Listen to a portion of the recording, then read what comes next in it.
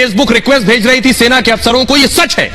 सीमा के एक दो नहीं, देखिए जरा फेसबुक आईडी, सीमा हैदर, सीमा हैदर, सीमा हैदर, सीमा हैदर मीना, सीमा हैदर पाकिस्तानी, सीमा हैदर, सीमा हैदर, सीमा हैदर, दर्जनों सीमा हैदर के नाम से फेसबुक आईडी है। फुल स्क्रीन लीजिए और सब में, हर आईडी में देखिए सीमा की तस्वीर लगी है। हर आईडी में सीमा की तस्वीर है, एक ही चेहरा है। किसी में सीमा सचिन है, किसी में सीमा अकेली है, किसी में सीमा सचिन के साथ है, सब एक नाम से आईडीज हैं। ये सारी सीमा की आईडी है या ये सब फर्जी फेक आईडीज हैं? सीमा से सवाल पूछा गया उनकी आईडी से जुड़ा। देखिए सारी आईडीज मैं आपको फेसबुक की दिखाने जा रहा हूं, एक दो नहीं है। देखिए 35 आईडी है सीमा की, फेसबुक अकाउंट पर 35 आईडी है। क्या ये सब सीमा की है? हर आईडी की प्रोफाइल में सीमा की फोटो लगी है, सभी आईडी में सीमा का वीडियो डाले गए हैं। सवाल उठ रहा है कि सीमा ने इतनी आईडी क्यों बनाई? क्या लोगों से जुड़ने के लिए सीमा ने ऐसा किया? क्या जांच एजेंसी को कंफ्यूज करने की कोशिश थी?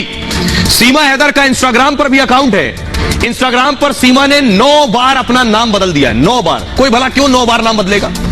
सीमा हैदर सचिन समेत 16 लोगों को फॉलो करती थी। सीमा भारत की खबर पर पैनी नजर रखती थी, 5वीं पढ़ी है। खबर पर इतनी पैनी नजर कि भारत की न्यूज एजेंसी एएनआई को भी फॉलो करती थी। बागेश्वर धाम, महादेव से जुड़े अकाउंट को भी फॉलो कर रही थी सीमा। सचिन ने भी इंस्टाग्राम पर अकाउंट बना रखा था, लेकिन आईडी में अपनी कोई तस्वीर नहीं लगाई है। सचिन ने फेसबुक और इंस्टाग्राम पर को प्राइवेट कर रखा था। सोशल मीडिया यूजर भी सीमा पर सवाल उठा रहे हैं। ज्यादातर लोग सीमा के आने को जासूसी से जोड़ रहे हैं। पूरे मामले की सख्ती से जांच की मांग हो रही है कि जांच की जानी है। सिर्फ प्यार के नाम पर सीमा को हर मामले में बरी नहीं किया जा सकता है। पाकिस्तानी पासपोर्ट, सीमा हैदर के पास से 2 पाकिस्तानी पासपोर्ट मिले। दोनों पासपोर्ट सीमा हैदर के नाम से ही थे। पहले पासपोर्ट का नंबर है HZ004421। इसमें सीमा की जन्म तिथि लिखी है 1/1/2002।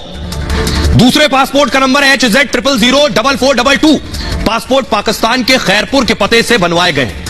एक व्यक्ति का एक ही पासपोर्ट होता है। सीमा हैदर ने 2 पासपोर्ट क्यों और कैसे बनवा लिया? और इंपॉर्टेंट बात, इन दोनों पासपोर्ट में सीमा के नाम अलग अलग है। जांच एजेंसियां इसकी भी जांच कर रही। अब आधार की बात करिए।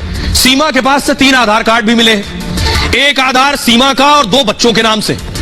जांच में पाया गया कि एजेंट के जरिए सीमा ने आधार कार्ड बनवा लिए थे। बाकायदा उसमें छेड़छाड़ एडिटिंग करके गलत तरीके से आधार बनवाया गया।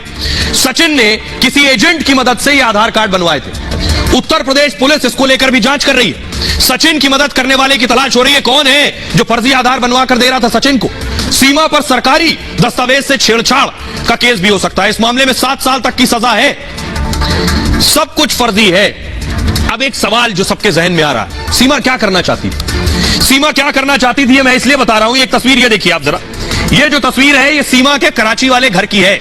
सीमा अच्छा भला कराची में रहती थी, लेकिन अचानक क्या हुआ? सीमा को कराची से निकलकर कहां जाना था? सीमा को कराची से निकलकर सिर्फ एक देश और उस एक देश के एक शहर में पहुंचना था। साम दाम दंड भेद कैसे भी करके पहुंचना था।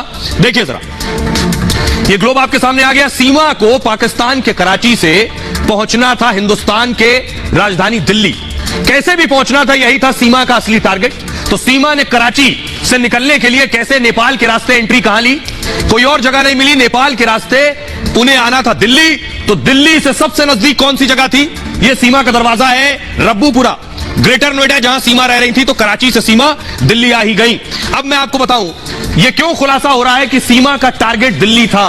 क्योंकि सीमा जितने दिन से गेम खेल रही थी पबजी, उस पबजी गेम में किसी और आदमी के साथ, पिलर ग्राफिक्स है, किसी और आदमी के साथ नहीं, जितने लोगों के साथ गेम खेल रही थी सब दिल्ली एनसीआर के ही थे। देखिए सीमा हैदर से यूपी एटीएस की पूछताछ में यह खुलासा हुआ।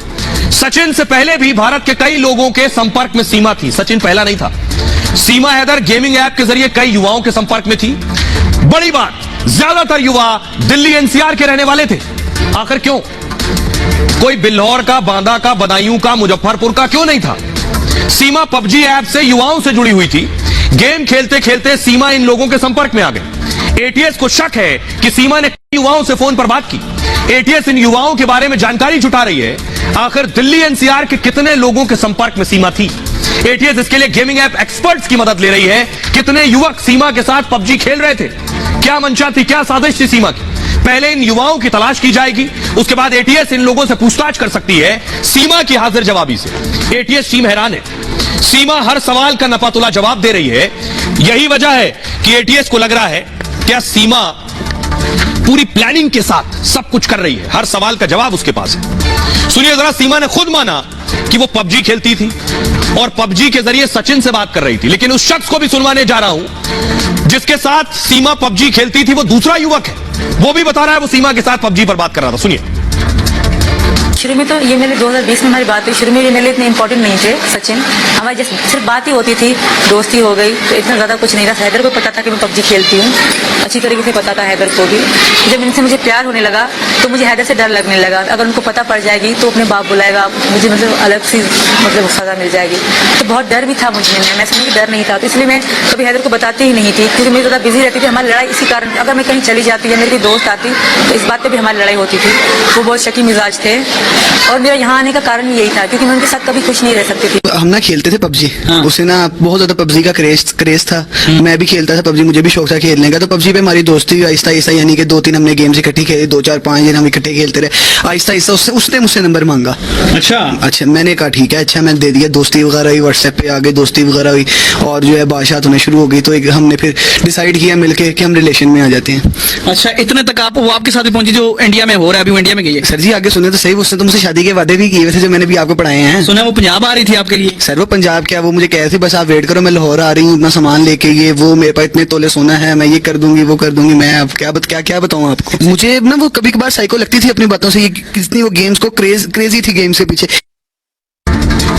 अब मैं आपको बताता हूं, सीमा के बारे में आपने सुन लिया कि पबजी के जरिए वो कितने लोगों के संपर्क में थी, लेकिन एटीएस, ये आप देख रहे हैं, एटीएस सीमा को रोज घर से ला रही थी, रोज सवाल जवाब कर रही थी, रात तक घर छोड़ने जा रही थी, लेकिन कल सीमा घर नहीं गई। सीमा को एटीएस ने सेफ हाउस में रखा है।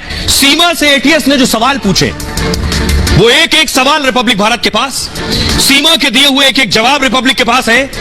एटीएस के सवालों के सामने सीमा की बोलती बंद हो गई। वो सीमा जो मीडिया कैमरों के सामने धड़ल्ले से बोल रही थी